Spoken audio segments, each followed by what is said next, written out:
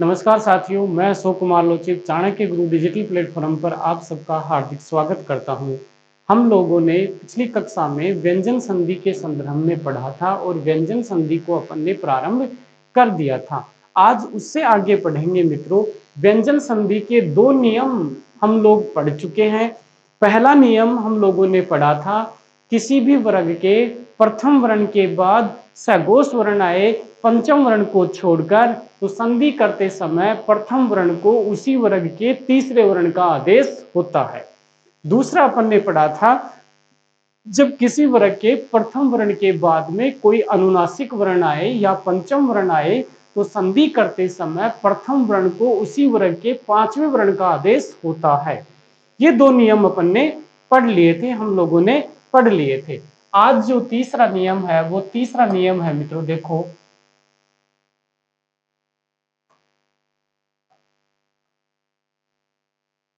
एक द ध्यान रखना है, यानी अकेला द वर्ण कहीं भी। देखो नियम तो ये अलग है कि किसी वर्ग का पहला दूसरा तीसरा चौथा आए। मैं आपको इन नियमों को सरल रूप में आपके सामने प्रस्तुत कर रहा हूं। कैसा भी उदाहरण आए, यदि किसी भी वर्ग में द आ रहा है और द के बाद में अघोष वर्ण आए, अपन ने सीखा था अघोष वर्ण किसे कहते हैं भाई। अपन ने सीखा था कि अघोष वर्ण किसे कहते हैं। मैंने बताया था आपको, किसी भी वर्ग का पहला दूसरा और तीनों से जो होते हैं वो क्या होते हैं, अघोष होते हैं। अब नियम क्या बना यहां, ये जो द है इस द को तय का आदेश होगा। द को किसका आदेश होगा, तय का। एक बार लिखता हूं मैं इस नियम को। जब द के बाद कोई अघोष वर्ण आए तो कोई अघोष वर्ण आए तो अघोष वर्ण आए तो संधि करते समय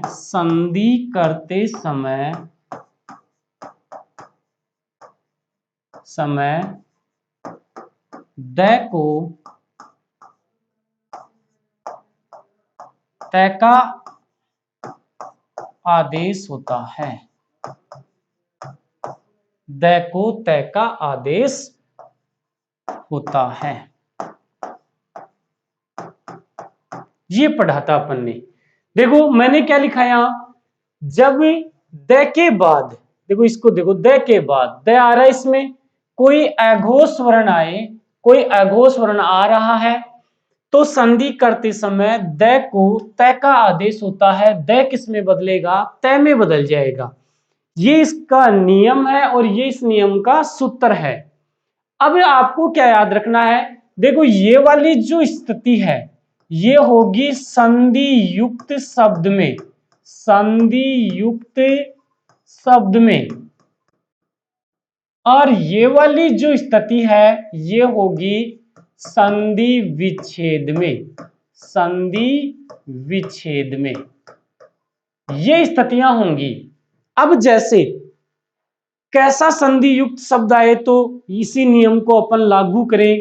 कैसे पहचाने कि उसमें व्यंजन संधि है, यही नियम लागू होगा। संधि विच्छेद आ जाए तो उसको कैसे पहचाने, देखो सबसे पहले तो अपन देखते हैं संधि युक्त शब्द आ जाए तो आप उसको कैसे पहचाने कि व्यंजन संधि है या यही नियम लागू होगा। तो देखो उसके लिए क्या करें, आपके सामने मैंने लिखा, जैसे अभी संधि विच्छेद नहीं करेंगे, केवल मैं उदाहरण लिख रहा हूं। जैसे आपके सामने है उत्खनन, जैसे आपके सामने है उत्खनन, ये शब्द आपके सामने आ गया और आपको इसमें संधि पहचाननी थी और इसका संधि विच्छेद करना था। हमेशा ध्यान रखना, कैसा भी शब्द लिखा हुआ जाए, कैसा भी शब्द आए, लेकिन तय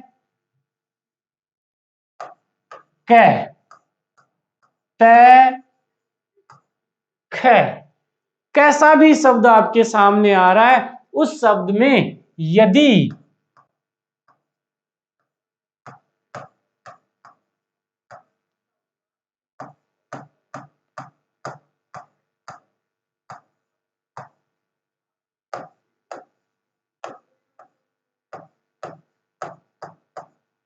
ये सारी स्थितियां आ रही हैं, यदि ये सारी स्थितियां आ रही हैं, यही नियम लागू होगा, दूसरा नियम लागू नहीं होगा।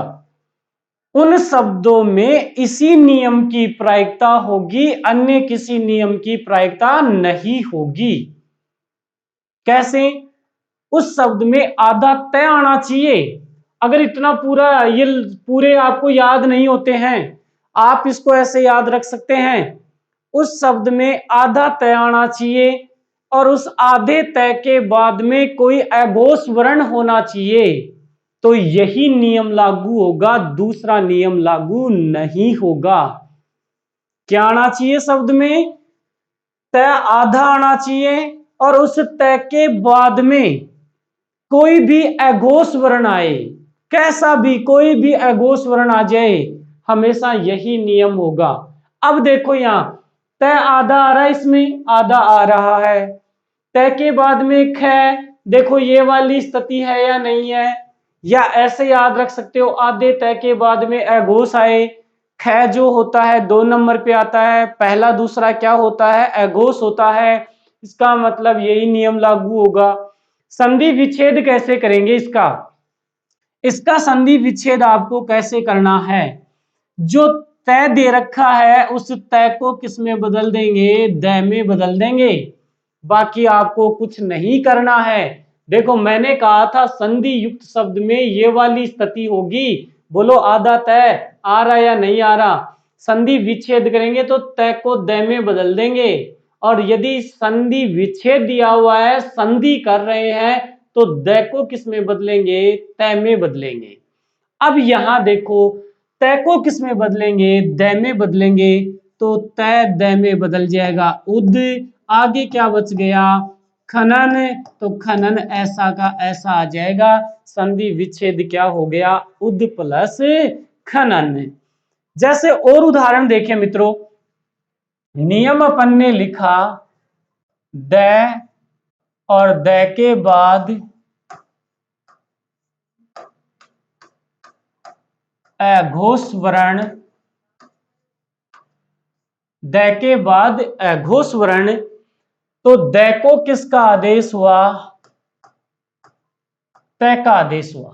यही तो पढ़ा नियम। अब जैसे उदाहरण आपके सामने लिखा हुआ है, मैंने क्या बताया था? ये स्थिति तो किसमें होगी? संधि युक्त शब्द में, संधि युक्त शब्द में होगी ये स्थिति तो, और ये स्थिति किसमें होगी? संधि विच्छेद में, संधि विच्छेद। ठीक है। अब देखो आपके सामने लिखा हुआ है तत्पर। क्या लिखा हुआ है? तत्पर लिखा हुआ है। इसमें कैसे पहचाने कि भाई व्यंजन संधि है? और गुरुजी कौन सा नियम लागू होगा? मैंने क्या बताया? शब्द में आधा तय देखना है आपको। बोलो इसमें आधा तय आ रहा है या नहीं आ रहा? आ रहा है। फिर क्या देखना है? फिर देखना है उस आधे तय के बाद में अघोष वर्ण आना चाहिए। बोलो इसमें आधा तय आ रहा है, उसके बाद में प आ रहा है, प अघोष होता है, 1 नंबर पे आता है, पहला दूसरा अघोष होता है। इसको मतलब यही नियम, यानी इसका मतलब यही नियम लागू हो रहा है, दूसरा नियम लागू इसमें नहीं हो रहा है। संधि विच्छेद करेंगे, क्या करेंगे? आधा जो तय है उसको किस में बदलेंगे? आधे तय को द में बदल देंगे। मैंने लिखा ये स्थिति संधि युक्त शब्द में होगी तो तय वाली आ रही है, और संधि विच्छेद कर रहे हैं तो ये इसमें बदल देना, तय को द में बदल देना, बाकी कुछ नहीं करना आपको, संधि विच्छेद हो जाएगा उसका। करो संधि विच्छेद। जो तय है इस तय को किसका आदेश होगा? द का आदेश हो जाएगा। तो द का आदेश होगा तो ये तद, और आगे पर जो लिखा हुआ है वो ऐसा का ऐसा आ जाएगा, और संधि विच्छेद हो गया तद प्लस पर। जैसे और उदाहरण देखें इसी के अनुसार, जैसे आपके सामने है शरद प्लस काल, यानी शरद धन काल। उदाहरण लिखा हुआ है। भाई कैसे पहचाना? द के बाद में अघोष आ रहा है, द के बाद में अघोष आ रहा है, संधि विच्छेद में होगी ये स्थिति। संधि विच्छेद है आपके सामने, तो अब संधि करेंगे तो द को किस में बदलेंगे? तय में बदलेंगे। संधि करेंगे तो द को किस में बदलेंगे? तय में बदलेंगे। यानी ये जो द है वो किस में बदलेगा? तय में बदलेगा। क्या होगा आगे? स ऐसा कैसा, रे भी ऐसा कैसा, द तय में बदल गया। आगे वाला जो काल है उसको ऐसा कैसा उतार देंगे, क्या बन जाएगा? शरत काल। और उदाहरण देखें तो और उदाहरण आपके सामने है, जैसे विपत्ति। क्या है? विपत्ति। इसमें तो आधा तय नहीं दिखाई दे रहा भाई। अरे इस तय में आधा तय है। इस विपत्ति को मैं ऐसे भी लिख सकता हूं, ये लो, ये विपत्ति आधा तय है इसमें। अब दिखाई दिया होगा, आधा तय दिखाई दे दिया। और तय के बाद में देखो तय आ रहा है, तय अघोष होता है, तो तय को किसका आदेश होगा? तय को द का आदेश होगा। और संधि विच्छेद क्या हो जाएगा? विपद धन ती, विपद धन ती। जैसे और उदाहरण देखें आपके सामने है सद प्लस मुख। आपके सामने उदाहरण है सद प्लस मुख।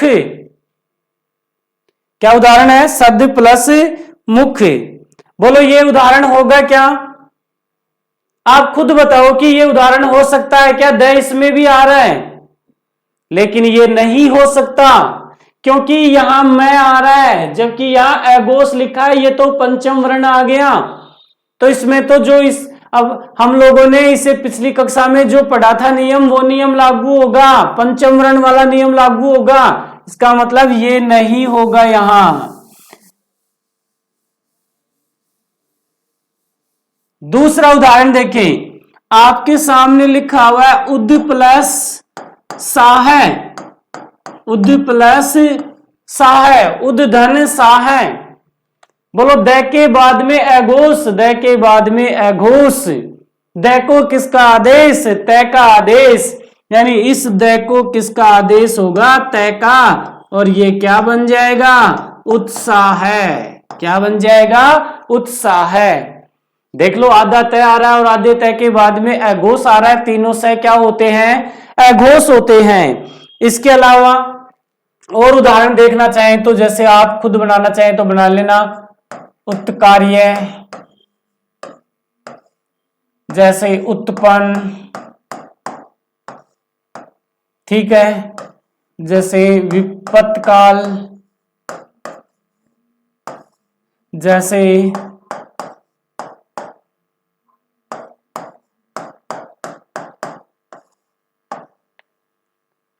इन सभी में आपको आधा तय दिखाई दे रहा होगा। सभी में आधा तय दिखाई दे रहा होगा। उत्कार्य तय आ रहा है, तय के बाद में अघोष आ रहा है। उत्पन्न में भी तय के बाद में पय आ रहा है। विपत्त काल में भी तय के बाद में क्या आ रहा है। और संसद सत्र में भी तय आ रहा है। तो इन्हीं में भी जो तय आ रहा है उस तय को किस में बदल देंगे? द में बदल देंगे। बाकी और कोई परिवर्तन यहां नहीं करेंगे। ये था अपना तीसरा नियम। तो व्यंजन संधि के 3 नियम पढ़ चुके हैं मित्रों, और तीनों नियम, पहले 2 नियम सघोष वर्ण से संबंधित थे। पहले में सघोष आ रहा था पंचम वर्ण को छोड़कर, दूसरे में पंचम वर्ण आ रहा था, तीसरे में अघोष आ रहा है। अब इसके बाद में अगला नियम क्या कहता है? देखो अगला नियम जो है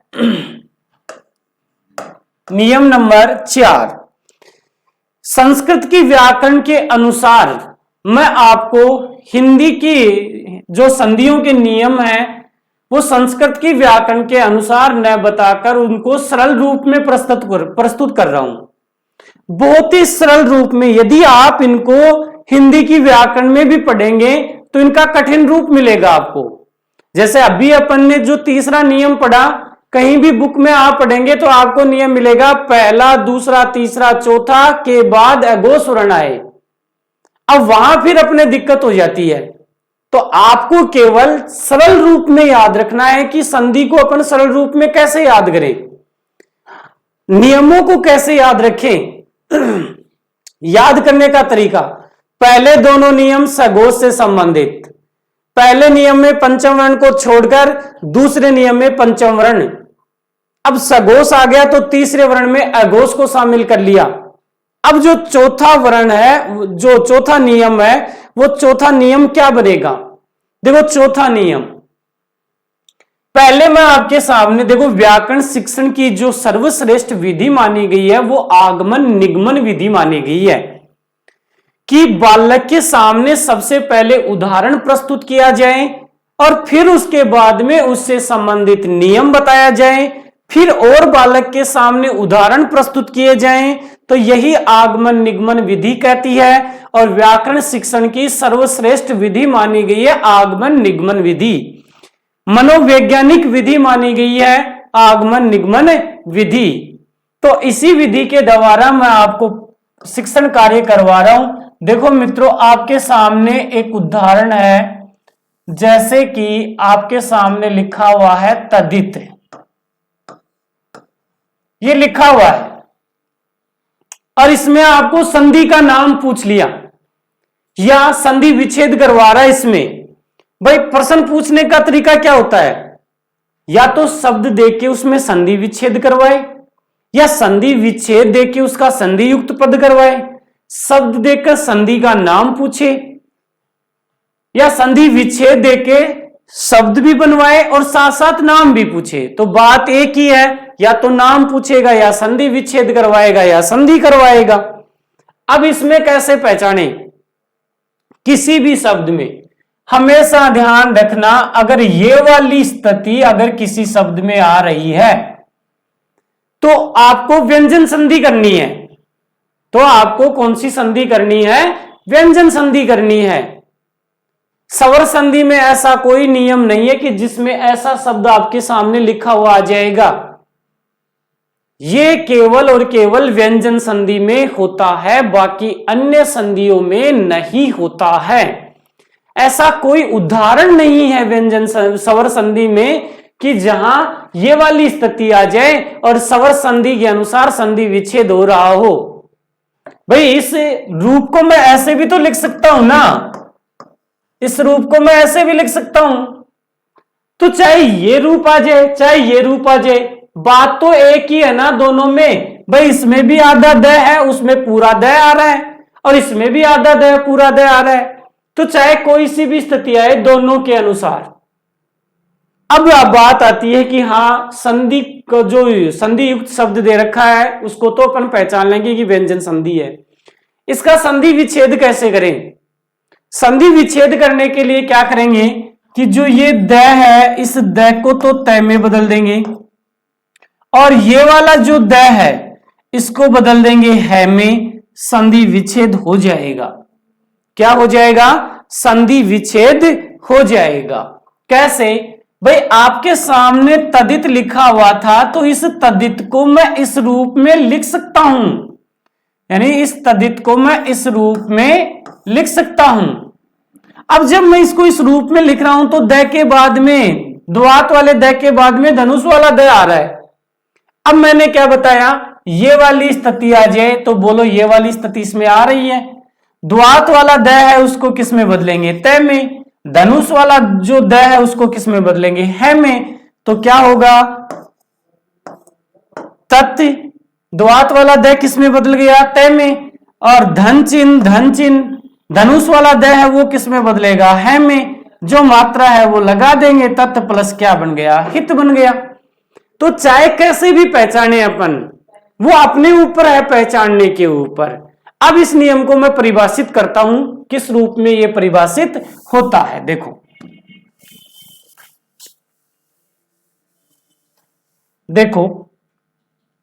चौथा नियम अपन पढ़ रहे हैं मित्रों। जब तय के बाद जब तय के बाद है वर्ण आए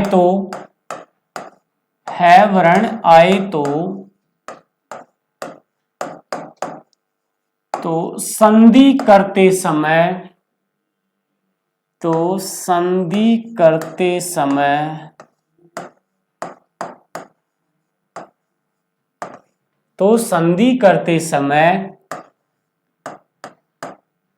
तय को द तथा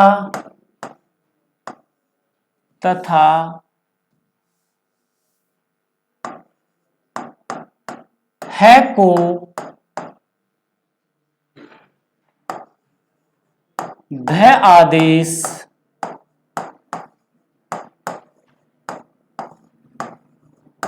होता है।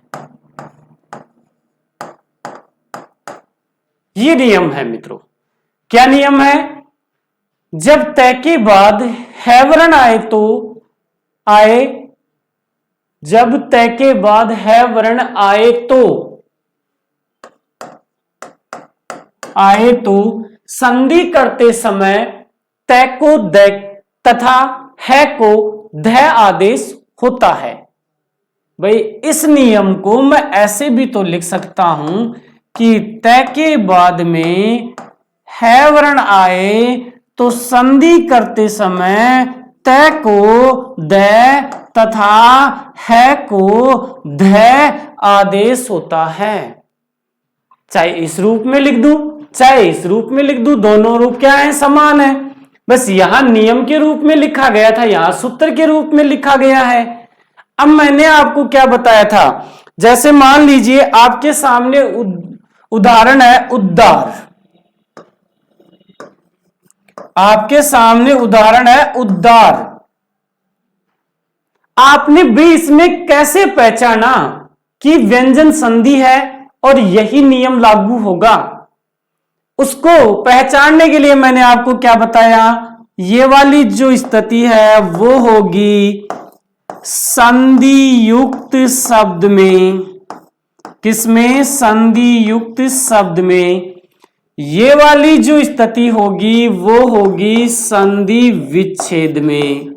संधि विच्छेद में ये स्थितियां होंगी, यानी कि ये स्थिति संधि युक्त शब्द में और ये वाली स्थिति संधि विच्छेद में। अब देख लो आपके सामने संधि युक्त शब्द दिया हुआ है उद्गार, उसमें द आना चाहिए, आ रहा है। भाई इसको मैं ऐसे भी तो लिख सकता हूं ना, ये लो, इस रूप में भी लिख सकता हूं। तो बोलो ये वाली स्थिति आई या नहीं आई? उसमें द वाली, द्वात वाले द के तुरंत बाद में धनुष वाला द आना चाहिए। द्वात वाला द आधा होना चाहिए, धनुष वाला द पूरा होना चाहिए। क्या कर रहे हैं आप संधि विच्छेद कर रहे हैं। तो संधि विच्छेद कर रहे हैं तो इसका ये कर दो ना, इसको तो इसमें बदल दो। और आप यदि संधि कर रहे हैं तो ये वाली स्थिति होगी, इसमें बदल दो, बस। अब यहां देखो आपके सामने क्या है? द है। द को किसका आदेश? तय का। यानी ये जो द है ये किस में बदलेगा? तय में। ये जो ध है वो किस में बदलेगा? है में। करो उ ऐसा का ऐसा, द किस में बदल गया? तय में। उत बन गया धन चिन्ह। ध है वो किस में बदलेगा? है में। क्या बन जाएगा? उत प्लस हार। उद्गार का संधि विच्छेद क्या हुआ? उत प्लस हार। और उदाहरणों के द्वारा समझे इसको। नियम क्या था भाई? नियम था तय के बाद क्या आना चाहिए? तय के बाद ध आना चाहिए। तो ध को क्या आदेश हो रहा था? है आदेश हो रहा था। और तय को क्या आदेश हो रहा था? द आदेश हो रहा था। ये स्थिति मैंने आपको किस में बताई? संधि युक्त शब्द में। संधि युक्त शब्द में। ये वाली स्थिति मैंने आपको किस में बताई? संधि विच्छेद में। किसमें? संधि विच्छेद में। अब आपके सामने क्लियर है नियम और उदाहरण भी क्लियर है। एक उदाहरण मैंने आपके सामने रख दिया, दूसरा उदाहरण मैं आपके सामने प्रस्तुत कर रहा हूं। जैसे आपके सामने आ गया पद्धति, पद्धति उदाहरण आया। अब पद्धति आते ही आपके दिमाग में क्या आना चाहिए कि भाई इसमें कौन सा नियम लागू होगा, इसका संधि विच्छेद कैसे करेंगे। तो मैंने क्या कहा कि किसी भी शब्द में देखो ये वाली स्थिति, ये वाली जो स्थिति होती है वो संधि युक्त शब्द में होती है। बोलो इसमें यहां ये वाली स्थिति आ रही है नहीं आ रही? गुरुजी को ना बेरो पढ़ रहे हो? अरे तो इन आगे टुकड़ा करो और लिख ले, बेरो पड़ जाएगा। ये लो जी। अब तो आपको पता पड़ गया होगा कि द के बाद में है वो, सॉरी ऊपर वाला देखो, तय के बाद में पद्धति आ रहा है, द के बाद में क्या है? ध है। और यहां देखो किसका आदेश हुआ है, यहां देखो थोड़ा नियम उल्टा लिखा गया, ये होगा तय के बाद में है आए, तो है को किसका आदेश होता है? द का आदेश। अब देखो यहां संधि शब्द में द, द, ध दोनों आ रहे हैं, इसका मतलब यही नियम लागू होगा। द को तो किस में बदलेंगे? तय में, और ध को किस में बदलेंगे? है में। बदलो भैया आगे, ये लो, ये जो द है वो किस में बदलेगा? तय में, और ये जो ध है वो किस में बदलेगा? है में। कर दो, पत प्लस हति, ये लो जी पद्धति का संधि विच्छेद हो गया। पत प्लस हति यानी पत धन हति। और उदाहरण देखें तो और उदाहरण देखो आपके सामने है उद्धरण, आपके सामने लिखा हुआ है मित्रों उद्धरण। इसमें कैसे पहचाना आपने कि व्यंजन संधि है और यही नियम लागू होगा? बिल्कुल सरल है कि सर आपने ही तो बताया है कि किसी में भी ध आ जाए तो वो व्यंजन संधि का उदाहरण होता है, यही नियम लागू होता है। बिल्कुल सही बात है, ध के बाद में ध आ रहा है, ये वाली स्थिति आ रही है इसमें, तो आपको किसमें? ऊपर वाली स्थिति में बदलना है। यानी ये जो द है वो तो किस में बदलेगा? तय में। ध है वो किस में बदलेगा? है में। करो संधि विच्छेद, उ द किस में बदल गया? तय में। धनुष वाला द है में, क्या बन गया? उत धन हरण। क्या बना? उत धन हरण। तो ध्यान दें, कैसा भी आपके सामने शब्द लिखा हुआ जाए, यदि उस शब्द में ये वाली स्थिति आ रही है, ये वाली स्थिति द वाली स्थिति, यही नियम लागू होगा। संधि विच्छेद करते समय ये दिया हुआ है, इसमें बदल देना। जब आप संधि कर रहे हैं, ये वाली ऊपर वाली स्थिति दी हुई होगी, इसमें बदल देना। जैसे संधि विच्छेद का कोई एक उदाहरण देखें, जैसे आपके सामने उदाहरण है कि सत्य प्लस, आपके सामने उदाहरण है सत्य प्लस हार।